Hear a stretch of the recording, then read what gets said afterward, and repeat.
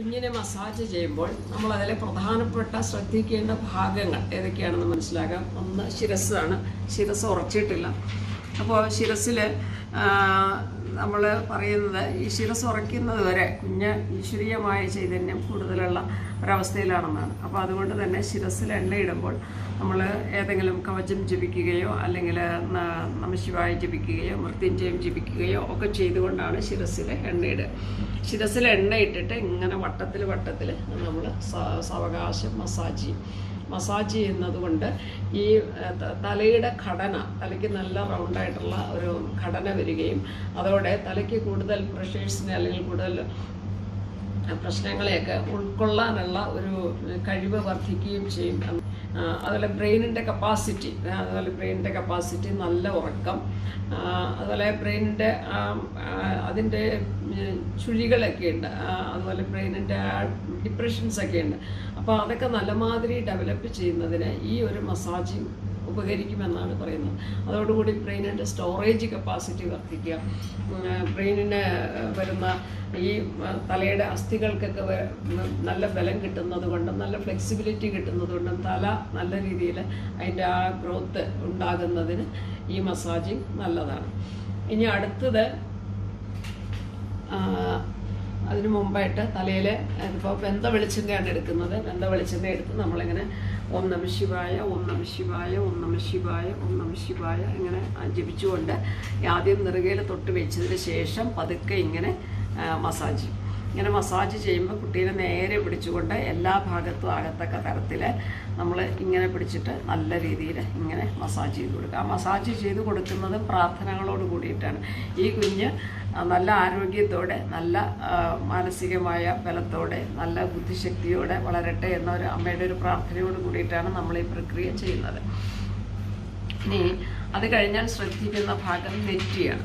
അപ്പോൾ നെറ്റി പലപ്പോഴും മുന്നോട്ട് തള്ളിയിട്ടോ അല്ലെങ്കിൽ പല ശരിയല്ലാത്ത ആകൃതിയിലോ ഒക്കെ ഉണ്ടാകും. അപ്പം നെറ്റിയെ നമ്മൾ സാധാരണ ഈ നടുവിൽ നിന്ന് പതുക്കെ ഇങ്ങനെ മസാജ് ചെയ്ത് സൈഡിലേക്ക് വിടും. നെറ്റി പരന്ന നെറ്റി, ചന്ദ്രക്കലയുടെ ആകൃതിയിലുള്ള നെറ്റി, അതൊക്കെ നല്ല ലക്ഷണമായിട്ടാണ് പറയുന്നത്. അപ്പോൾ അത് നെറ്റി കഴിഞ്ഞാൽ ഈ ചെവികൾ, അപ്പോൾ ചെവികൾക്കൊക്കെ ചെറിയ ചെവികളായിരിക്കാം, ചെവിക്ക് മടക്കുണ്ടായിരിക്കാം. അപ്പോൾ അതൊക്കെ നിവരുന്നതിന് വേണ്ടിയിട്ട് ചെവിയെ സാധാരണ നമ്മൾ ഇങ്ങനെ പിടിച്ചിട്ട് ഇങ്ങനെ നീളത്തിൽ ചെവി, അതുകൂടാതെ ഇങ്ങനെ റൗണ്ടായിട്ട് ചെവി, അത് ചെവിക്ക് നല്ല നീളമൊക്കെ വയ്ക്കുന്നതിന് ഇങ്ങനെ നീളത്തിൽ നല്ല ലക്ഷണമൊത്ത ചെവി വരുന്നതിന് ഇങ്ങനെ നീളത്തിൽ ചെയ്യുന്നത് നല്ലതാണ്. ഇത് ഈ ചെവിയുടെ സെൻസിറ്റിവിറ്റി, അതായത് ശബ്ദങ്ങളെ പിടിച്ചെടുക്കാനുള്ള അതിൻ്റെ ആ കഴിവ് വർദ്ധിക്കുന്നതിനും നല്ല കേൾവിശക്തി ഉണ്ടാകുന്നതിനും ഈ മസാജിങ് സഹായകമാണെന്നാണ് നമ്മളുടെ പൂർവികർ നമ്മളോട് പറഞ്ഞ് മനസ്സിലാക്കുന്നത്. ഇനി അത് കഴിഞ്ഞാൽ കവിളുകളാണ്. കവിളുകളെല്ലാം ഇങ്ങനെ വട്ടത്തിൽ നമ്മളിങ്ങനെ രണ്ട് കവിളും വട്ടത്തിൽ മസാജ് ചെയ്ത് കൊടുക്കും. പിന്നെ മൂക്ക് ഈ ഭാഗം കുറച്ച് എടുത്തു വെച്ച പോലെയുള്ള മൂക്ക് എന്നൊക്കെ പറയും. അപ്പോൾ ഇവിടെ ഇങ്ങനെ ഒന്ന് ചെയ്യുക. പിന്നെ അതുപോലെ അതിൻ്റെ തുമ്പ പതുക്കെ ഒന്ന് താഴത്തേക്ക് മസാജ് ചെയ്ത് വിടും. ഇനി കാണിച്ചു തരാം. ഇത് നെറ്റിയിൽ ഇങ്ങനെ മസാജ് ചെയ്യുക. എന്തടാ? പിന്നെ കവിളുകൾ ഇങ്ങനെ മസാജ് ചെയ്ത് വിടുക. കവിളുകളൊക്കെ നമ്മൾ ഇത്തിരി നന്നായി മസാജ് ചെയ്യും. അതുപോലെ പല്ല് പൊന്താതിരിക്കാൻ വേണ്ടിയിട്ട് സാധാരണ നമ്മളിങ്ങനെ നല്ലോണം ഇത്തിരി ചെറുതായിട്ട് ബലം കൊടുത്തിട്ട് എന്നൊക്കെ. അതുപോലെ താടിയലിന് ബലം വയ്ക്കുന്നത് നല്ല ഉറപ്പുള്ള പല്ലിന് നല്ലതാണ്. ശരീരത്തിലെ ഏറ്റവും പ്രധാനപ്പെട്ട അസ്ഥികളിലൊന്നാണ് താടിയൽ. അപ്പോൾ അതിന് നമ്മളിങ്ങനെ മസാജ് ചെയ്ത് വിടും. പിന്നെ ചെവികൾ ഞാൻ നേരത്തെ പറഞ്ഞ പോലെ ഇങ്ങനെ നീളത്തിലും പിന്നെ അതിനെ റൗണ്ടായിട്ടും ഇങ്ങനെ മസാജ് ചെയ്ത് വിടും. പിന്നെ അടുത്തത് കഴുത്താണ്. അപ്പോൾ കഴുത്തിൽ ഇപ്പോൾ ഇങ്ങനെ കിടക്കുന്ന സമയത്ത് കഴുത്തിൽ ഇങ്ങനെ എണ്ണ പുരട്ടി കൊടുക്കാനും സാധിക്കുകയുള്ളൂ. ഇത്തിരിയോടെ ആയി കഴിഞ്ഞാൽ നമ്മൾ കഴുത്ത് കടയുക എന്ന് പറയും. ഇങ്ങനെ കഴുത്ത് കടയും. ഒരു വയസ്സൊക്കെ ഇരിക്കാറൊക്കെ കഴിഞ്ഞാൽ കഴുത്തിൽ നല്ല മാതിരി കടയും. അത് തൊണ്ട സംബന്ധമായിട്ടുള്ള ഒരുപാട് രോഗങ്ങൾക്ക് കുറയുന്നതിന് അത് കാരണമായി തീരും എന്നാണ് പറയുന്നത്. അപ്പോൾ ടോൺസിലൈറ്റിസ് ഉണ്ട്, അതുപോലെ മറ്റ് തൊണ്ടയുടെ മറ്റ് രോഗങ്ങളുണ്ട്.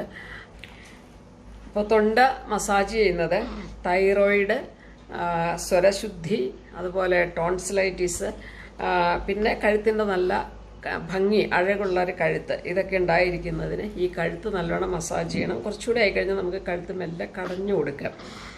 ഇനി വരുന്നത് ഈ കൊളർ ബോണാണ്. ഈ കൊളർ ബോൺ എന്ന് പറയുന്നത് ജീവിതകാലം നമ്മൾ ഭാരം തൂങ്ങുമ്പോൾ 2 കൈയിലും എടുക്കുന്ന ഭാരത്തെ താങ്ങുന്ന ഒരസ്ഥിയാണ് കൊളർ ബോൺ. അപ്പോൾ കൊളർ ബോണിനെ നല്ല ബലത്തിൽ അതിൽ കിട്ടുന്നതിന് വേണ്ടിയിട്ട് നമ്മളിങ്ങനെ മസാജ് ചെയ്ത് കൊടുക്കും. ഇനി ഷോൾഡറാണ്. ഷോൾഡർ 2 ഷോൾഡറും ഒരുപോലെ തന്നെ നമ്മൾ കണക്കാക്കാം. ഇപ്പോൾ ഷോൾഡറിന് ഒരുപാട് ഫ്ലെക്സിബിലിറ്റി വേണം. കാരണം കൈകൊണ്ട് നിരവധി ജോലികൾ ചെയ്യുമ്പോൾ ഷോൾഡർ പല ആംഗിളിൽ നമുക്ക് തിരിക്കേണ്ടതായിട്ട് വരും. അപ്പോൾ ആ നല്ല ഫ്ലെക്സിബിലിറ്റി കിട്ടണം. ആ ഫ്ലെക്സിബിലിറ്റി കിട്ടുന്നതിന് വേണ്ടിയിട്ട് കയ്യിനെ നമ്മൾ ഇങ്ങനെ മസാജ് ചെയ്യും. അത് ഈ ഭാഗത്തിന് ബലം കിട്ടുന്നതിന്, മസിൽസിന് ബലം കിട്ടുന്നതിന് വേണ്ടി. അതുപോലെ ഷോൾഡറിനെ വട്ടത്തിൽ തിരുമ്മി കൊടുക്കും. ഈ ഷോൾഡർ നല്ല എക്സ്പാൻഡ് ചെയ്ത് വരുന്നതിന് വേണ്ടി ഇങ്ങനെ മസാജ് ചെയ്ത് കൊടുക്കും. പിന്നെ അതോടൊപ്പം തന്നെ അതിൻ്റെ ഉൾഭാഗം എടുത്ത് പിടിച്ച് നമ്മളിങ്ങനെ മസാജ് ചെയ്ത് കൊടുക്കും. ഈ ഷോൾഡറിനോടൊപ്പം തന്നെ അതുപോലെ ഇങ്ങനെ വലിച്ചു കൊടുക്കും. കാരണം അസ്ഥികൾക്ക് വളവൊക്കെ ഉണ്ടെങ്കിൽ നിവർന്ന് കിട്ടുന്നതിന് വേണ്ടിയിട്ടാണ്. ഈ ജോയിൻ്റ് നമ്മൾ വളരെയേറെ ശ്രദ്ധിച്ച് തടവും. കാരണം പലതരം കൈയുടെ ആകൃതി പല കുട്ടികളെ നമ്മൾ പരിശോധിച്ചാൽ കാണാനായിട്ട് സാധിക്കും. ഈ അസ്ഥിയും തമ്മിലുള്ള കണക്ഷൻ, അതുപോലെ ഈ ജോയിൻറ്റിൻ്റെ ഷേപ്പ്, അതുപോലെ ഈ ഇവിടുത്തെ ജോയിൻറ്റിൻ്റെ ഷേപ്പ്, വിരലുകളുടെ ഷേപ്പ്, ഇതൊക്കെ അനുസരിച്ചിട്ടാണ് ഒരാൾക്ക് കൈ ഏതെല്ലാം കാര്യത്തിന് നന്നായി ഉപയോഗിക്കാൻ സാധിക്കും എന്നുള്ളത് ആശ്രയിച്ചിരിക്കുന്നത്. അപ്പോൾ കൈകൊണ്ട് നിരവധിയായ കാര്യങ്ങൾ ചെയ്യാൻ വേണ്ടി ഉപകാരപ്പെടേണ്ട ഒന്നാണ്. അപ്പോൾ ഈ കയ്യിനെ സാവകാശം പിടിച്ച് ഈ ജോയിൻറ്റുകളൊക്കെ ഇങ്ങനെ നിവർത്തി നല്ലോണം മസാജ് ചെയ്ത് കൊടുക്കുന്നത് നല്ലതാണ്. ഈ ഭാഗത്തൊക്കെ ചിലപ്പോൾ ചെറിയ വളവ് ഉണ്ടാകും. അതൊക്കെ നമ്മളിങ്ങനെ മസാജ് ചെയ്ത് കൊടുത്ത് ആ അസ്ഥിക്കൊക്കെ നല്ല ബലം കൊടുക്കുന്നത് നല്ലതാണ്. ഇനി ഈ കൈ വിരലുകളുടെ ഇടയിലൊക്കെ വിടവ് ഉണ്ടെങ്കിൽ സാധാരണ നമ്മൾ പറയുന്നത് ഈ കൈക്ക് ബ്രെയിനുമായിട്ട് കണക്ഷൻ ഉണ്ടെന്നാണ്. അപ്പോൾ പലപ്പോഴും ബ്രെയിനിൻ്റെ എന്തെങ്കിലും പ്രശ്നങ്ങളുണ്ടെങ്കിൽ അത് കയ്യിനെ ബാധിക്കാറുണ്ട്. അപ്പോൾ കൈക്ക് നല്ല മസാജ് ചെയ്ത് കൊടുക്കുന്നത് ബ്രെയിനിനും ഗുണം ചെയ്യും എന്നാണ് പറയപ്പെടുന്നത്. അപ്പോൾ അതുകൊണ്ട് വിരലിനെ നമ്മൾ പതുക്കെ വലിച്ചു വിടും. പതുക്കെ ഇങ്ങനെ ഒന്ന് മെല്ലെ വലിച്ചു വിടുകയും വിരലിനെ കൂട്ടിപ്പിടിച്ചിട്ട് വിരലുകളെ ഇങ്ങനെ തിരുമ്മി വിടുകയും ചെയ്യാറുണ്ട്. ഇതേപോലെ തന്നെ അത് ഈ കൈക്കും ചെയ്യേണ്ടതാണ്. ഇങ്ങനെ മസാജ് ചെയ്യുക. ഇതിനെ ഇങ്ങനെ ആക്കിയിട്ട് മസാജ് ചെയ്യുക. അതുപോലെ ഈ ഭാഗം നല്ലോണം മസാജ് ചെയ്ത് കൊടുക്കുക. കൈക്ക് ഇങ്ങനെ ഇത്തിരി വലിച്ച് കൈക്ക് നീളം വയ്ക്കാനൊക്കെ വേണ്ടി ലേശം വലിച്ചിട്ട് നമ്മൾ പതുക്കെ ഇങ്ങനെ മസാജ് ചെയ്ത് കൊടുക്കും. അതുപോലെ വിരലുകൾ നല്ലോണം മസാജ് ചെയ്ത് കൊടുക്കും. വിരലുകളൊക്കെ ഇങ്ങനെ പിടിച്ച് ഇതാക്കി കൊടുക്കും. വിരലിനെ കൂട്ടിപ്പിടിച്ചിട്ട് ഇങ്ങനെ ഉള്ളം കൈക്കകത്തൊക്കെ നല്ലോണം മസാജ് കൊടുക്കും. 2 കൈയുടെ അകത്തും നല്ല മസാജ് കൊടുക്കും. ഇതൊരു ഹെൽത്തി ആയിട്ടുള്ള ഒരു ഹാൻഡ് കുട്ടിക്ക് കിട്ടുന്നതിന് സഹായകമാണ്. ഇനി അടുത്തത് ചെസ്റ്റാണ്. ചെസ്റ്റിന് ഒരു അല്പം പരന്ന ഒരു ഷേപ്പാണ് ഉള്ളത്. അപ്പോൾ അതുകൊണ്ട് ചെസ്റ്റിനെ പതുക്കെ നമ്മൾ ഇങ്ങനെ റിബ്സിനെയൊക്കെ പതുക്കെ മസാജ് ചെയ്ത് കൊടുക്കും. അപ്പോൾ റിബ്സൊക്കെ തള്ളി വന്നു കഴിഞ്ഞാൽ അത് ലങ്സിൻ്റെ ഹാർട്ടിൻ്റെയൊക്കെ എക്സ്പാൻഷന് ബാധിക്കുന്ന ഒരു കാര്യമാണ്. അതുപോലെ ഈ ബോൺ അകത്തേക്ക് വളയുകയോ അല്ലെങ്കിൽ പുറത്തേക്ക് ഉന്തി നിൽക്കുകയോ അതെല്ലാം നമ്മുടെ ഹാർട്ടിൻ്റെയും ലങ്സിൻ്റെയും പ്രവർത്തനങ്ങളെ ബാധിക്കും. അപ്പോൾ അതുകൊണ്ട് അതിനൊക്കെ ഒരു നല്ല ഘടന വരുന്നതിന് വേണ്ടിയിട്ട് നല്ല പതുക്കെ നമ്മളുടെ ഈ തമ്പ് കൊണ്ട് ഇങ്ങനെ ഒന്ന് മസാജ് ചെയ്ത് കൊടുക്കുകയും ഇങ്ങനെ മസാജ് ചെയ്ത് കൊടുക്കുകയും ചെയ്യണം. ഇനി ആൺകുട്ടികളാണെങ്കിൽ ബ്രസ്റ്റ് ഉടച്ച് കളയുക എന്ന് പറയും. അവർക്ക് പ്രായം ആവുമ്പോഴത്തേക്ക് 10-12 വയസ്സൊക്കെ ആകുമ്പോഴേക്കും അല്ലെങ്കിൽ ബ്രസ്റ്റ് തടിക്കാൻ തുടങ്ങും. അപ്പോൾ അതിനാണെങ്കിൽ നമ്മൾ സാധാരണ ഇങ്ങനെ കാണിച്ച് അതിനെ പതുക്കെ ഇങ്ങനെ മെല്ലെ ഞെക്കി വരുമ്പോൾ ഒരു ചെറിയ ഒരു സ്റ്റിക്കി ആയിട്ടുള്ള ഒരു സാധനം അതിൽ നിന്ന് പുറത്ത് വരികയും അതിനെ നമ്മൾ തുടച്ച് കളയുകയും ചെയ്യണം. ഇത് കുറച്ച് ദിവസം ആവർത്തിക്കുമ്പോഴാണ് പൂർണ്ണമായിട്ട് ആ ചെസ്റ്റ് അല്ലെങ്കിൽ അത് ബ്രസ്റ്റിന് നെഞ്ചിന് ശരിക്ക് ഒരു പരന്ന ഷേപ്പ് ആൺകുട്ടികൾക്ക് ലഭിക്കും. ഇനി അതിൻ്റെ താഴേക്ക് നമ്മൾ ഈ ബോണുണ്ട്. ഈ ബോൺ ഒരുപാട് പൊന്തിയിരുന്നാൽ കുടവയറ് വരുമെന്നാണ് പറയുക. അപ്പോൾ ആ ബോണിനെ പതുക്കെ ഇങ്ങനെ ഒന്ന് പതുക്കെ മസാജ് ചെയ്ത് വിടും. ഇനി അതുപോലെ വയറാണെങ്കിലും അതെ, വയറ് 2 സൈഡിലേക്കും നമ്മളിങ്ങനെ ഒതുക്കി വിടും. അപ്പോൾ പുക്കിളാണേലും പുക്കിൾ നമ്മൾ എണ്ണയൊക്കെ ഇട്ടിട്ട് പതുക്കെ ഇങ്ങനെ തിരുമ്മി വിടും. തിരുമ്മി പുക്കിൾ താഴുന്നത് വരെ ഇങ്ങനെ തിരുമ്മി വിടും. അത് കുറച്ച് ദിവസം എടുക്കും. അപ്പോൾ എണ്ണ ഇട്ടിട്ട് പതുക്കെ ഇങ്ങനെ എണ്ണയോട് കൂടിയിട്ട് ഇങ്ങനെ അതിനെ തിരുമ്മി വിടും. ഇനി വയറ് നല്ല മാതിരി മസാജ് ചെയ്യുന്നതും അതുപോലെ ഇതിന് ചുറ്റും ഇങ്ങനെ പതുക്കെ റൗണ്ടായിട്ട് തിരുമ്പി കൊടുക്കുന്നതും എല്ലാം കുടലിനകത്തെ വായുവിൻ്റെ സഞ്ചാരത്തെ സഹായിക്കുന്നതാണ്. അപ്പോൾ അതുകൊണ്ട് തന്നെ കുട്ടിക്ക് മോഷൻ കംപ്ലൈൻറ്റ് ഉണ്ടാകാതെയിരിക്കും. ഇനി ഈ ബേസ് ലൈനിൽ നമ്മളിങ്ങനെ നല്ല മാതിരി തിരുമ്മി കൊടുക്കും. ബേസ് ലൈനിൽ നല്ല മാതിരി തിരുമ്മി കൊടുക്കുന്നത് ഈ ഹിപ്പ് ജോയിൻ്റ് എന്ന് പറയുന്നത് ശരീരത്തിൻ്റെ ഭാരം താങ്ങുന്ന മേജർ ജോയിൻറ്റിൽ ഒന്നാണ്. അപ്പോൾ ആ ഹിപ്പ് ജോയിൻറ്റിന് ബലം വരാൻ വേണ്ടി നമ്മൾ ഇങ്ങനെ നല്ല മാതിരി മസാജ് കൊടുക്കും. അപ്പോൾ ഇതെല്ലാം തന്നെ കുട്ടി കൂടുതൽ ഹാപ്പി ആയിരിക്കുന്നതിനും കുട്ടിക്ക് മികച്ച ആരോഗ്യമുണ്ടാകുന്നതിനും സഹായകമാണ്. വയറിനുള്ളിലുള്ള എല്ലാ അവയവങ്ങൾക്കും, ഇൻഡസ്ട്രീനായാലും സ്റ്റൊമക്കായാലും ദഹന വ്യവസ്ഥയ്ക്കായാലും അതുപോലെ കിഡ്നി പോലുള്ള അവയവങ്ങൾക്കായാലും ഇത്തരം മസാജ് നല്ല ഗുണം ചെയ്യും എന്നാണ് നമ്മളുടെ പൂർവികരായിട്ടുള്ള അറിവുള്ള വ്യക്തികൾ പറഞ്ഞു തന്നിട്ടുള്ളത്. അതുപോലെ വയറാണ് രോഗസ്ഥാനം എന്നാണ് പറയുക. അപ്പോൾ ദഹനം കുറഞ്ഞാൽ, അല്ലെങ്കിൽ വിശപ്പില്ലാതെ വന്നാൽ, അല്ലെങ്കിൽ ശരിയായ മലമൂത്ര വിസർജനം നടക്കാതെ ഇരുന്നാൽ കുട്ടിക്ക് രോഗസാധ്യതകൾ കൂടുതലാണ്. ഇടയ്ക്കിടയ്ക്ക് പനി വരിക, കഫക്കെട്ട് വരിക, ഇതൊക്കെ വരും. അപ്പോൾ വയറിന് നല്ല രീതിയിലുള്ള ഒരു മൈൽഡ് മസാജ് നമ്മൾ നല്ല മാതിരി പ്രാർത്ഥനകളോടെ ചെയ്യുന്നത് നല്ലതാണ്. ഇനി ഈ ബേസിക് ചക്ര മൂലാധാരം എന്ന് പറയും. അപ്പോൾ മൂലാധാരം എന്ന് പറയുന്നത് നമ്മൾ ഭൂമിയിൽ നിൽക്കുമ്പോൾ ഭൂമിയുടെ കറക്കം കൊണ്ട് ഉണ്ടാകുന്ന വൈബ്രേഷൻസ് ഈ രണ്ട് കാലിലൂടെ വന്ന് ഈ മൂലാധാരത്തിൽ വന്ന് തലയിലേക്ക് പോകുമെന്നാണ് പറയുന്നത്. അപ്പോൾ ആ വൈബ്രേഷൻസ് പൂർണ്ണമായിട്ടും ശരീരത്തിന് പ്രയോജനപ്പെടാൻ, ശരീരത്തിൻ്റെ ആന്തരിക അവയവങ്ങളെ ആക്ടിവേറ്റ് ചെയ്യാൻ വേണ്ടി അത് കാലിലൂടെ വന്ന് മൂലാധാരത്തിൽ വന്ന് മുകളിലേക്ക് സഞ്ചരിക്കണം. അപ്പോൾ അതുകൊണ്ട് തന്നെ നമ്മൾ ഈ മസാജിങ് കൊടുക്കുമ്പോൾ ഏറ്റവും ഹെൽത്തി ആയിട്ടുള്ള, ഏറ്റവും നല്ല മാനസികാവസ്ഥയുള്ള, ഏറ്റവും വൈകാരിക പക്വതയുള്ള ഒരു കുഞ്ഞിൻ്റെ ആരോഗ്യത്തിന് വേണ്ടിയിട്ട് ഈ മസാജിങ് ഒക്കെ നല്ലതാണ്. ഇതിനെ നമ്മൾ ഇതുപോലെ തന്നെ പ്രാർത്ഥനകളോടെ ചെയ്യുന്നത് ഏറെ ഗുണം ചെയ്യും.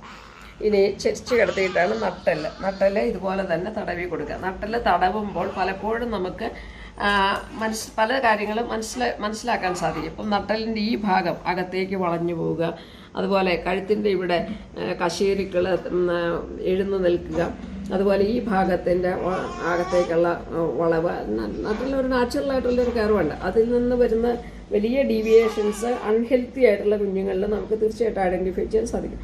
അതുപോലെ ഈ ഭാഗം ഇവിടെ വരുന്ന ടെയിൽ ബോൺ എന്ന് പറയുന്നത്, ഇപ്പോൾ ചെറിയ കുഞ്ഞിൽ ഇതെല്ലാം വളരെ അൺഡെവലപ്ഡ് ആയിട്ടുള്ള ഒരു അവസ്ഥയിലാണ് ഇരിക്കുന്നത്. അപ്പോൾ അതിനെ നമ്മൾ സാവകാശം ഇതിനെല്ലാം ഇങ്ങനെ മസാജ് ചെയ്ത് കൊടുക്കണം. അതുപോലെ ഈ പുറം നല്ല പരന്നിട്ടിരിക്കാൻ വേണ്ടിയിട്ട് പുറം ഇങ്ങനെ നല്ല മാതിരി മസാജ് ചെയ്ത് കൊടുത്താൽ പുറം നല്ല ഒരു പുറവടിവ് എന്നൊക്കെ പറയുന്ന ഒരു കണ്ടീഷൻ നമുക്ക് ഉണ്ടാക്കിയെടുക്കാനായിട്ട് സാധിക്കും. അപ്പോൾ ഇങ്ങനെ നട്ടെല്ലിലൂടെ മസാജ് ചെയ്യുമ്പോൾ ശരീരത്തിൽ നല്ല രക്തോട്ടം ഉണ്ടാകുകയും എല്ലാ ആന്തരിക അവയവങ്ങളിലേക്കും രക്തപ്രവാഹം ഉണ്ടാകുകയും വായുസഞ്ചാരം വർദ്ധിക്കുകയും ഒക്കെ ചെയ്യും. ഇത് കുട്ടിക്ക് നല്ല ഉറക്കം കിട്ടുന്നതിന് സഹായകമാണ്. എന്നാൽ ഇതെല്ലാം വളരെ മൈൽഡായിട്ടാണ് ചെയ്യേണ്ടത്. നമ്മളൊരു പൂവിനെ ടച്ച് ചെയ്യുന്ന പോലെ മൃദുലമായി ടച്ച് ചെയ്തുകൊണ്ടാണ് ചെയ്യേണ്ടത്. പലപ്പോഴും കുഞ്ഞുങ്ങളിൽ ഈ രണ്ട് കൈപ്പലക എന്ന് പറയുന്ന ഈ ഭാഗം പൊന്തി വരാറുണ്ട്. അപ്പോൾ അത് പൊന്തി വരുന്നത് ഒരു നല്ല മാനസിക ആരോഗ്യം ഉള്ള ഒരു ലക്ഷണമല്ലാതെ. അപ്പോൾ അത് പൊന്തി വരുമ്പോൾ എന്താണെന്ന് വെച്ചാൽ കൈ നല്ല മാതിരി ഉപയോഗിക്കാൻ പറ്റാതെ വരിക, കൈ കടച്ചിൽ വരിക, അതുപോലെ തന്നെ നല്ല ലങ്സ് കപ്പാസിറ്റി കിട്ടാതിരിക്കുക, ശ്വാസകോശ സംബന്ധമായ പ്രശ്നങ്ങളോ ഒക്കെ ഉണ്ടാകാനുള്ള സാധ്യത, ഭയം ഉണ്ടാകാനുള്ള സാധ്യത ഒക്കെ ഉണ്ട്. അപ്പോൾ അതുകൊണ്ട് തന്നെ അതിനെയൊക്കെ നമ്മളിങ്ങനെ മൈൽഡായിട്ട് മസാജ് ചെയ്യണം. ശരീരത്തെക്കുറിച്ചുള്ള അമ്മമാരുടെ ഒരു നല്ല പഠനം കൂടിയാണ് ഈ മസാജിങ് സമയത്ത് അവർക്ക് ഈ അറിവ് അടുത്ത തലമുറയ്ക്ക് പകരുന്നതിന് സഹായിക്കുന്നത്. അപ്പോൾ ശരീരത്തെക്കുറിച്ച് നമ്മൾ നല്ല മാതിരി നമ്മൾ കൊണ്ടുനടക്കുന്ന ഒരു ശരീരത്തെക്കുറിച്ച് നമ്മളാണ് ആദ്യം അറിയേണ്ടത്. ആ അറിവ് നമ്മൾ നമ്മുടെ ചെറിയ മക്കൾക്കൊക്കെ പറഞ്ഞു കൊടുക്കുകയും ചെയ്യുന്നത് കൊണ്ട് അവർ കൂടുതൽ ഹെൽത്തി ആയിരിക്കും. ഇനി അടുത്തത് കാലുകളാണ്. അപ്പോൾ കാലുകൾ സാധാരണ നമ്മൾ കുഞ്ഞ് ജനിച്ചു കഴിഞ്ഞാൽ കാലിനെ ഒന്ന് പിടിച്ചു നോക്കും. ഇങ്ങനെ പിടിച്ചു നോക്കുമ്പോൾ മുട്ടൊക്കെ ഇതുണ്ട് ഏകദേശം നല്ല പെർഫെക്റ്റ് ആയിട്ടാണ് ഇരിക്കുന്നത്. അപ്പോൾ അതൊരു ഹെൽത്തി ആയിട്ടുള്ള കാലിൻ്റെ ലക്ഷണമാണ്. ഇനി അടുത്തത് ഇങ്ങനെ പിടിച്ചു നോക്കുന്ന സമയത്ത് ചിലപ്പം ഈ കാലം ശരിയായി പിടിക്കാൻ പറ്റാതെ വരിക, ഇവിടെ വലിയ ഗ്യാപ്പ് ഉണ്ടായിരിക്കുക, ഈ അസ്ഥിക്ക് അധികമായ വളവുണ്ടായിരിക്കുക.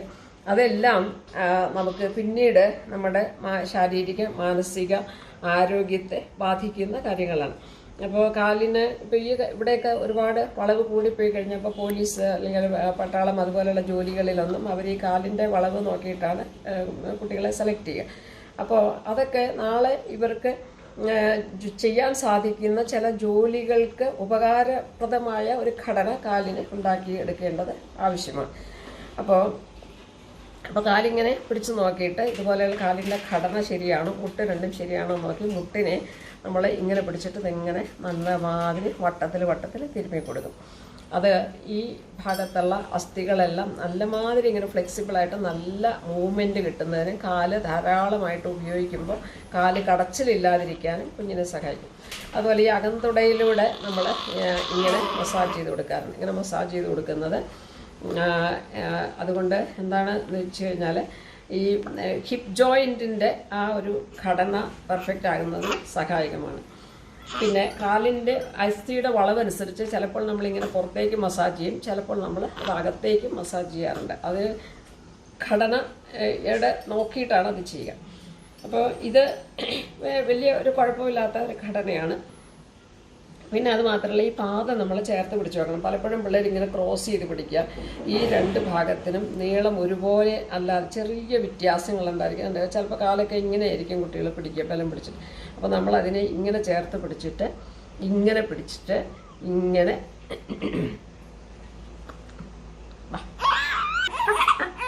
ജ്യോതിഷപ്രകാരം മനുഷ്യ ശരീരത്തിൻ്റെ താഴേക്കുള്ള ഓരോ ഭാഗങ്ങൾക്കും മുകളിലേക്ക് കണക്ഷൻ ഉണ്ടെന്നാണ് പറയുക. അപ്പോൾ ഈ പാദങ്ങളുടെ ഘടന ശരിയല്ല എങ്കിൽ ഇതിൽ നിന്ന് ഇത് 12 എന്ന് പറയുന്ന ഒരു ഭാവമായിട്ട് വരും. അപ്പോൾ 12ാം ഭാവത്തിൽ നിന്ന് നമ്മൾ പറയുക 6ലേക്ക്, അതായത് വയറിലേക്ക് അതിൻ്റെ ഒരു കണക്ഷനുണ്ട്. പ്രത്യേകിച്ച് നമുക്കറിയാം ഇവിടെ വരുന്ന ഈ കാലിൻ്റെ ഒരു ബോള് പോലെയുള്ളത് വയറിലകത്തെ ചലനങ്ങളും കിട്ടിയുടെ പ്രവർത്തനങ്ങളും ഒക്കെ ആയിട്ട് ബന്ധപ്പെട്ട് കിടക്കുന്ന ഒരു ഭാഗമാണ്. അപ്പോൾ ഈ കാലിൻ്റെ വളവുകളനുസരിച്ച് ഇപ്പോൾ ഭൂമിയിൽ നിന്ന് വരുന്ന തരംഗങ്ങളാണ് എങ്കിൽ ഈ കാലിലൂടെ സ്വീകരിച്ചിട്ട് ഇതെല്ലാം എനർജി പോയിന്റ്സ് ആണ്. കാലിൻ്റെ അടി, കൈയുടെ ഉൾഭാഗമൊക്കെ എനർജി പോയിന്റ്സ് ആണ്. പ്രപഞ്ചത്തിൽ നിന്ന് ശരീരം ഊർജം സ്വീകരിക്കുന്ന ഭാഗങ്ങളാണ്. അപ്പോൾ കാലിൻ്റെ ഘടന ശരിയല്ല എങ്കിൽ ഭൂമിയിൽ നിൽക്കുന്ന ഒരു വ്യക്തിക്ക് ഭൂമിയുടെ വൈബ്രേഷൻസ് ശരിയായ തരത്തിൽ തലച്ചോറിലേക്ക് എത്തിക്കാനായിട്ട് ബുദ്ധിമുട്ട് വരും. ആ ഊർജ്ജം മൂലാധാരത്തിൽ ചെന്ന് ബ്ലോക്കാകുക. അപ്പോൾ എന്ന് വെച്ചാൽ ലോവർ ഇമോഷൻസ്, ഇപ്പോൾ ബേസിക് ചക്രയിലെ ഇമോഷൻസ് എന്ന് പറഞ്ഞാൽ ലോവർ ഇമോഷൻസ് ആണ്. അതായത് ദേഷ്യം കൂടിയിരിക്കുക, വികൃതി കൂടിയിരിക്കുക. അപ്പോൾ അതൊക്കെ കുറയ്ക്കുന്നതിന് സത്യത്തിൽ ഈ മസാജിങ്ങും പിന്നെ ഈ കാലിൻ്റെ ഘടന നേരെയാക്കലും ചെറിയ പ്രായത്തിൽ നമുക്ക് എളുപ്പത്തിൽ ചെയ്യാവുന്നതാണ്. വളവുണ്ടെന്ന് വിചാരിച്ചിട്ട് നമ്മൾ പിടിച്ച് വലിച്ച് നിവർത്തുമൊന്നുമല്ല, മൈൽഡായിട്ട് മസാജ് ചെയ്ത് കൊടുത്താൽ മാത്രം മതി. വളരെ മൈൽഡായിട്ട് പൂവിനെ ടച്ച് ചെയ്യുന്ന പോലെ മൈൽഡായിട്ട് മസാജ് ചെയ്ത് കൊടുത്താൽ ഇത് നമുക്കൊരു കുട്ടി വളരുന്നതോറും ഒരു 8-10 വയസ്സ് വരെയൊക്കെ മസാജിങ് കൊടുക്കാവുന്നതാണ്. അപ്പോൾ അത് കാലക്രമത്തിൽ അങ്ങ് നേരെ ആയിക്കോളും. അപ്പോൾ അതിനുവേണ്ടി ഈ ചെറിയ പ്രായത്തിൽ ഒരുപാട് ബലം പിടിക്കേണ്ടത് യാതൊരു ആവശ്യവുമില്ല. ഇനി നമ്മൾ മനസ്സിലാക്കിയിരുന്നാൽ മതി എന്തൊക്കെയാണ് കറക്റ്റ് ചെയ്യേണ്ടതെന്ന് മനസ്സിലാക്കിയിരുന്നാൽ മതി. അതുപോലെ വിരലുകൾ ശ്രദ്ധിക്കും. ഇപ്പോൾ ഈ വിരലെന്ന് പറയുന്നത് മെയിൻ വിരൽ അല്ലെങ്കിൽ ഏറ്റവും പ്രധാനപ്പെട്ട ഒരു നമ്മുടെ ശരീരത്തിൻ്റെ വെയിറ്റ് ബാലൻസ് ചെയ്യുന്ന പ്രധാനപ്പെട്ട ഒരു ഭാഗമാണ് ഈ പെരുവിരൽ എന്ന് പറയുന്നത്. അപ്പോൾ പെരുവിരലിനൊക്കെ വളഞ്ഞിരിക്കുക, പെരുവിരൽ അങ്ങോട്ട് വളഞ്ഞിരിക്കുക, അല്ലെങ്കിൽ അത് ചുരുങ്ങിയിരിക്കുക, അങ്ങനെയൊക്കെ ചെയ്യുമ്പോൾ പതുക്കെ മസാജ് ചെയ്ത് കൊടുക്കുക. അതുപോലെ ഈ വിരലുകളെല്ലാം മസാജ് ചെയ്ത് കൊടുക്കുന്നത് ആർത്രൈറ്റിസ് പോലെയുള്ള രോഗങ്ങൾ ഭാവിയിൽ വരാതിരിക്കാൻ നല്ലതാണ്. അതോടുകൂടി ഈ ഭാഗങ്ങളൊക്കെ നല്ലോണം മസാജ് ചെയ്ത് കൊടുത്താൽ നല്ല പാദത്തിന് നല്ല ബലം ഉണ്ടായിരിക്കുക. അപ്പം നൃത്തം ചെയ്യുന്നതിനോ മല കയറുന്നതിനോ ഒക്കെ പറ്റിയ ഒരു പാദഘടന ഉണ്ടാക്കിയെടുക്കുന്നതിന് ഈ ചെറുതിലെ ഉള്ള മസാജിങ് നല്ലതാണ്. അതുപോലെ പാദത്തിൻ്റെ അടിയിൽ ഫ്ലാറ്റ് ഫുഡ് എന്നൊക്കെ പറയും. ഫ്ലാറ്റ് ഫുഡ് ഉള്ളവർക്ക് അവരുടെ വൈകാരിക പക്വത വ്യത്യാസമുണ്ട്. അപ്പോൾ ആ ഫ്ലാറ്റ് ഫുഡാണ് എങ്കിൽ ഇതിൻ്റെ അടിയിൽ നമ്മളിങ്ങനെ ചെറിയൊരു കർവ് വരത്തക്ക തരത്തിൽ ഇങ്ങനെ ഒന്ന് പതുക്കെ മസാജ് ചെയ്ത് കൊടുത്താൽ അത് നമ്മൾ കുറേ കാലം ചെയ്യുമ്പോഴത്തേക്കും ആ കർവ് ശരി. ഒരു മനുഷ്യനെ സംബന്ധിച്ചിടത്തോളം കാലുകളുടെ ബലം, കാലുകളുടെ ഘടന ഇതെല്ലാം അയാളുടെ കർമ്മ പുഷ്ടിയുമായിട്ട് ബന്ധപ്പെട്ട് കിടക്കുന്ന ഭാഗങ്ങളാണ്. കാരണം ഇപ്പോൾ പോലീസ്, പട്ടാളം അവർക്കൊക്കെ കാലുകളുടെ ബലം വളരെയധികം ഉപയോഗിക്കേണ്ടി വരുന്ന ആളുകളാണ്. അതുപോലെ നിന്ന് തന്നെ ജോലി ചെയ്യുന്ന വീട്ടമ്മമാർ, അതുപോലെ കാലുപയോഗിച്ച് ഡ്രൈവ് ചെയ്യുന്നവർ എന്ന് വേണ്ട നിരവധി നമ്മളുടെ ജീവിതത്തെ വിജയകരമാക്കുന്നതിന് കാലിൻ്റെ ബലം വളരെ പ്രധാനമാണ്. അപ്പോൾ ആ കാലിൻ്റെ ബലം എന്ന് പറയുന്നത് ഭൂമിയിൽ നിന്ന് തരംഗങ്ങളായിട്ട് നമ്മൾ സ്വീകരിക്കുന്ന ബലം ഒരു ഭാഗം തന്നെയാണ്. അപ്പോൾ ആ ബലം പൂർണ്ണമായിട്ട് ഉൾക്കൊള്ളണമെങ്കിൽ ഈ പാദഘടന തുടങ്ങി ശ്രദ്ധിക്കേണ്ടതാണ്. അപ്പോൾ പലപ്പോഴും നമ്മൾ ചില പുരാണ കഥാപാത്രങ്ങൾക്കൊക്കെ താമരപ്പൂ പോലെയുള്ള കാലുകൾ എന്നൊക്കെ പറയാറുണ്ട്. അപ്പോൾ പാദങ്ങളെ ഇങ്ങനെ വെച്ചിട്ട് സാവകാശം ഇങ്ങനെ മസാജ് ചെയ്ത് കൊടുക്കുന്നത് വിരലുകൾക്ക് ബലം വരുന്നതിന്, നാഡികൾക്ക് ബലം വരുന്നതിന്, അതുപോലെ അസ്ഥികൾക്ക് ബലം വരുന്നതിന്, ഈ ജോയിൻറ്റുകൾ ഫ്ലെക്സിബിൾ ആകുന്നതിന്, ജോയിൻറ്റുകളെ നല്ല മാതിരി ഉപയോഗിക്കുന്നതിനൊക്കെ വളരെയേറെ പലപ്പോഴും നമ്മൾ ബുദ്ധിപരമായിട്ടുള്ള വളർച്ചയ്ക്ക് വേണ്ടുന്ന ഘടകങ്ങളെല്ലാം കുട്ടികൾക്ക് നൽകാറുണ്ട്. ഭക്ഷണത്തിലൂടെ നമ്മൾ നൽകാറുണ്ട്, അല്ലെങ്കിൽ അതിനുവേണ്ടി ട്രെയിനിങ് കൊടുക്കാറുണ്ട്.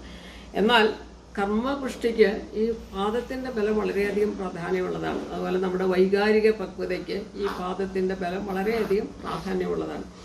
അപ്പോൾ അതിനുവേണ്ടി നമ്മൾക്ക് പാദത്തിന് നല്ല മസാജ് കൊടുക്കേണ്ടത് ആവശ്യമാണ്. അപ്പോൾ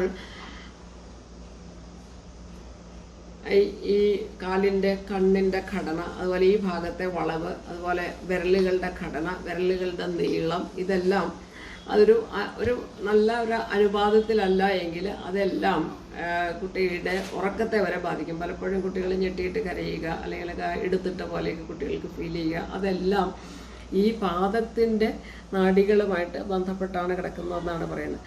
അതുപോലെ മുട്ടിൻ്റെ ബലം. അപ്പോൾ മുട്ട് ശരിക്കും ജ്യോതിഷപ്രകാരം മുട്ട് എന്ന് പറയുന്നത് ഇപ്പോൾ കർമ്മഭാവം, 10ാം ഭാവം കർമ്മഭാവം എന്നാണ് പറയുക. അപ്പോൾ മുട്ടിന് ബലമില്ല എങ്കിൽ നമ്മൾക്ക് ഹാർട്ടിനും ബലം കുറയും എന്നാണ് പറയുക, ചെസ്റ്റിന് ബലം കുറയുമെന്ന് പറയും. അപ്പോൾ ഈ കാല് ഏറ്റവും അധികം മസാജിങ്ങിൽ നമ്മൾ നല്ല മാതിരി ശ്രദ്ധയോടെ ചെയ്യേണ്ട ഒരു ഭാഗമാണ്. എന്നാൽ നമ്മൾ ഒരു ബലവും പ്രയോഗിക്കുന്നില്ല, മൈൽഡായിട്ട് എണ്ണയിട്ട് മസാജ് ചെയ്ത് കൊടുക്കുക മാത്രമാണ് ചെയ്യുന്നത്. അസ്ഥികളുടെ വളർച്ചയെ ത്വരിതപ്പെടുത്തുന്നതിനും അതിൻ്റെ വളവുകളെ ക്രമീകരിക്കുന്നതിനും മാത്രമാണ് നമ്മൾ ഈ പ്രക്രിയ ചെയ്യുന്നത്. അപ്പോൾ ഇതിങ്ങനെ മസാജ് ചെയ്ത് കൊടുക്കുകയും അതുപോലെ കാലിൻ്റെ ആ ഒരു നല്ല പെർഫെക്റ്റ് ആയിട്ടുള്ള സിമെട്രിക് ആയിട്ടുള്ള ഒരു മനുഷ്യ ശരീരത്തിൻ്റെ ഘടനയുണ്ട്. അപ്പോൾ നമുക്ക് നല്ല നല്ല ഘടനയുള്ള വ്യക്തികളെ കണ്ടാൽ തന്നെ നമുക്ക് തിരിച്ചറിയാൻ സാധിക്കും. അവരുടെ ബട്ടക്സിൻ്റെ ഷേപ്പ്, അതുപോലെ കാലിൻ്റെ തുടകളുടെ ആകൃതി, അതിൻ്റെ നീളം, അതുപോലെ മുട്ടിൻ്റെ ഘടന, അതുപോലെ നടക്കുന്ന ഒരു നല്ല താളക്രമത്തിൽ നടക്കാൻ സാധിക്കുക. അപ്പോൾ കാലിൻ്റെ നീളത്തിൽ വളരെ ചെറിയൊരു വ്യത്യാസമുണ്ടെങ്കിൽ ഒരു നല്ലൊരു താളത്തിലായിരിക്കില്ല അവരുടെ നടപ്പ്. അപ്പോൾ പലപ്പോഴും ഈ മദ്യപാനം പോലെയുള്ള ദുശീലങ്ങളുള്ളവരുടെ കാല് നോക്കിക്കഴിഞ്ഞാൽ ഈ ഭാഗത്ത് നമുക്ക് അതിൻ്റെ വളവിൻ്റെ പ്രത്യേകത നമുക്ക് പഠന വിധേയമാക്കാൻ സാധിക്കുന്നതാണ്. അപ്പോൾ ഇതെല്ലാം ഇങ്ങനെ ഒരു വ്യക്തിയുടെ നല്ലൊരു വ്യക്തിത്വത്തിന് ഈ മസാജിങ് എന്ന് പറയുന്ന പ്രക്രിയ വളരെയധികം പ്രാധാന്യമുള്ളതാണ്. അപ്പോൾ ബേബി മസാജ് എന്ന് പറയുന്നത് നമ്മൾ വെറുതെ ഒരു സാധാരണ എണ്ണയിട്ട് കുളിക്കുക അല്ലെങ്കിൽ അങ്ങനെ ഒരു ലഘുവായ ഒരു പ്രക്രിയ ആയിരുന്നില്ല നമ്മുടെ പൂർവികർ കണ്ടിരുന്നത്. അവർ ഏകദേശം 1 മണിക്കൂറോളം എടുത്ത് നല്ല പക്വതയും പാകതയും വന്ന ക്ഷമയുള്ള അമ്മൂമ്മമാർ ഇരുന്ന് വളരെ സാവകാശത്തിൽ ചെയ്യുന്ന ഒരു കാര്യമാണ് മസാജിങ്. അപ്പോൾ മസാജിങ് ചെയ്യുന്നതിനിടയിൽ കുട്ടികൾ ഉറങ്ങിപ്പോവാറുണ്ട്. അപ്പോൾ ഉറങ്ങിപ്പോകുന്ന കുട്ടിയെ നമ്മളത് മസാജിങ്ങിൻ്റെ ആ സുഖം കൊണ്ടാണ് കുട്ടി ഉറങ്ങുന്നത്. അപ്പോൾ ആ ഉറക്കത്തിൽ നിന്ന് നമ്മൾ ഉണർത്താറില്ല. ഉറക്കം കഴിഞ്ഞതിന് ശേഷം തന്നെയാണ് കുളിപ്പിക്കുക. അത് എണ്ണ ദേഹത്ത് പിടിക്കുന്നതിന് നല്ലതാണെന്നാണ് പറയുന്നത്. ഇനി എല്ലാ കുട്ടികളെയും ഇങ്ങനെ മസാജ് ചെയ്യാൻ ചിലപ്പോൾ നമുക്ക് സാധിച്ചെന്ന് വരില്ല. കാരണം ആരോഗ്യ പ്രശ്നങ്ങളുള്ള കുട്ടികളൊക്കെ ഉണ്ട്. അപ്പോൾ അവർക്കൊന്നും ഇതുപോലെ സമയമെടുത്ത് മസാജിങ് ചെയ്യാൻ സാധിച്ചെന്ന് വരില്ല.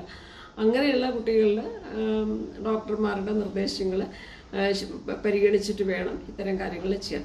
പ്രത്യേകിച്ച് ആരോഗ്യ പ്രശ്നങ്ങളൊന്നുമില്ലാത്ത കുഞ്ഞുങ്ങൾക്ക് മസാജിങ് കൊണ്ട് അവരുടെ ശാരീരിക മാനസിക ആരോഗ്യങ്ങളെ മെച്ചപ്പെടുത്താനും നല്ലൊരു വൈകാരിക പക്വതയിൽ വളർത്താനും നല്ലൊരു ഈശ്വരീയ ചൈതന്യത്തിലും അങ്ങനെയുള്ള നല്ലൊരു എന്താ പറയുക നല്ലൊരു പോസിറ്റീവ് ചിന്താഗതിയോടെ വളർത്താനും എല്ലാം ഈ മസാജിങ് വളരെ ഉപകാരം ചെയ്യും എന്നുള്ളതിന് സംശയമില്ല. അപ്പോൾ ഇതാണ് എനിക്കിതിനെക്കുറിച്ച് പറയുവാനുള്ളത്. ഇനി ബട്ടക്സിൻ്റെ മസാജിങ് ഞാനത് കാണിച്ചിട്ടില്ല. കാരണം കുട്ടി ഉറങ്ങുന്നത് കൊണ്ട്. എന്നാലും അത് ഏകദേശം സാധാരണ നമ്മൾക്ക് ചെയ്യാവുന്ന 2-3 രീതികളുണ്ട്. ഒന്ന്, കാലിനെ ഉയർത്തി പിടിച്ചിട്ട്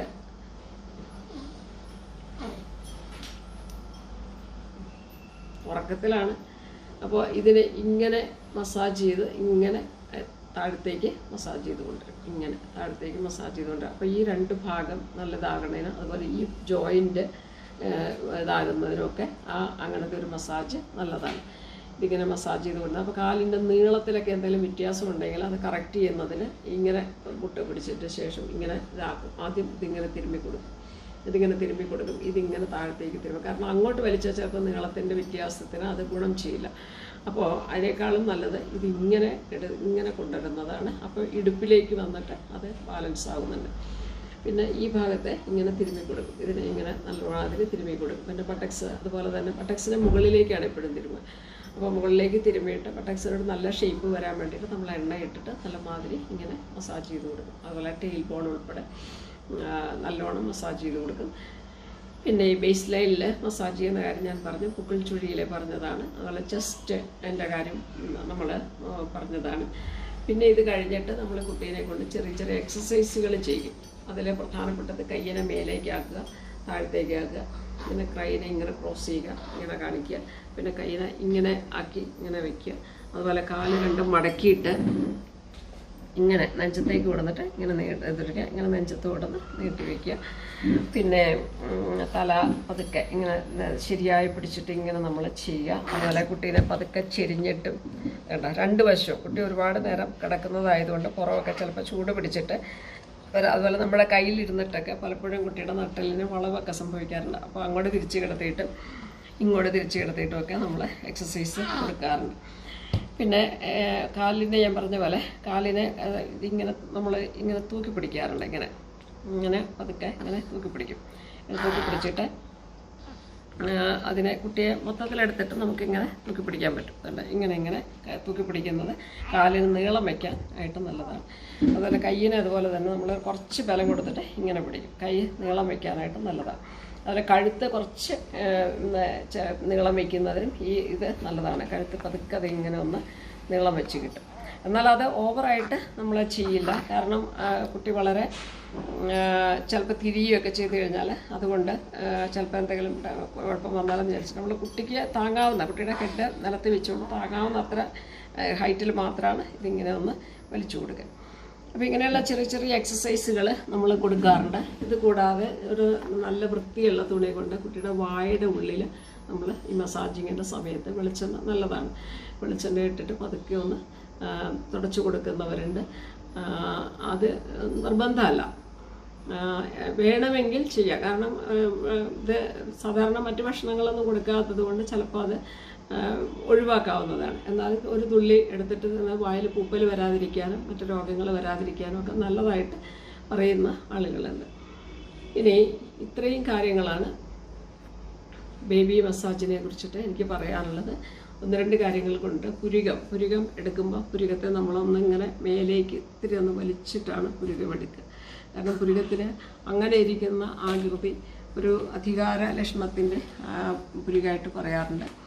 പിന്നെ കണ്ണിനെയൊക്കെ അതുപോലെ തന്നെ നമ്മൾ പതുക്കെ ഇങ്ങനെ ഒന്ന് ആക്കി വിടും. കാരണം കണ്ണിൻ്റെ ഐബോളിനൊക്കെ കുറച്ചൊരു നീളം വയ്ക്കുന്നതിന് വേണ്ടിയാണ്. കണ്ണ് എഴുതിക്കുന്നവരുണ്ട്, എഴുതിയില്ലെങ്കിൽ തന്നെ ഐബോളിനൊക്കെ ഒരു നീളം വയ്ക്കാൻ വേണ്ടിയിട്ട് പതുക്കെ ഇങ്ങനെ ഒന്ന് ഇങ്ങനെ ചെയ്യുന്നത് കൊണ്ട് കണ്ണാടി ചിലപ്പോൾ നമുക്ക് ഒഴിവാക്കാനായിട്ട് പറ്റും. കാരണം ഐബോളിൻ്റെ പ്രശ്നം കൊണ്ടാണ്, ഐബോളിൻ്റെ സിമെട്രിക് അല്ലാത്ത ഘടന കൊണ്ടാണ് പലപ്പോഴും അത് വേണ്ടി വരുന്നത്. പല കൺപോളയിൽ പതുക്കെ ഇങ്ങനെ വട്ടത്തിൽ തിരുമ്മി കൊടുക്കുക. അതൊക്കെ കുട്ടി ഉറങ്ങിയിരിക്കുന്ന സമയത്ത് വളരെ മൈൽഡായിട്ട്, അതിപ്പോൾ ദിവസങ്ങൾ ചെയ്യുമ്പോൾ എന്തായാലും അതിൻ്റേതായ ഒരു ഗുണം കിട്ടും. ഒരുപാട് ബലം പിടിക്കാൻ പാടില്ല, വളരെ പതുക്കെ ഇങ്ങനെ ഒന്ന് മസാജ് ചെയ്ത് കൊടുക്കുക. ഇതാണ് ബേബി മസാജിനെ കുറിച്ചിട്ട് എനിക്ക് പറയാനുള്ളത്.